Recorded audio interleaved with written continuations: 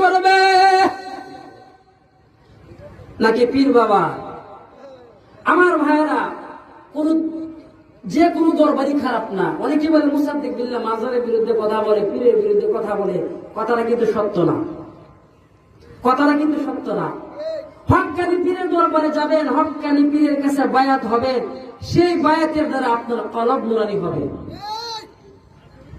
আমি আগেও বলছি যে আমি মুসাদ্দিক বিল্লাহ পীর মুরিদের বিরোধী নয়, কিন্তু যারা পীরের লেভেল লাগিয়ে যারা ভণ্ডামি করে তাদের বিরুদ্ধে।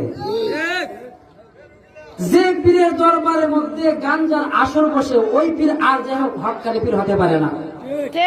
যে পীর বলবে নামাজ রোজা কিছুই লাগবে না, কালেমা কালাম রোজা কিছুই লাগবে না, মরণের সময় ঢোল বাঁশি বাজানো লাগবে, ওই পীর আর যাই হোক হক্কানি পীর হতে পারে না। কথা বলেন ঠিক কিনা বলো?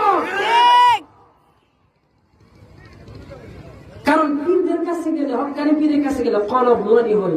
এজন্য মাঝে মাঝে আমি একটা কথা বলি, পীরে আল্লাহর প্রাপ্ত বিষয় সত্য তত্ত্ব বিধান পীরের হাতে।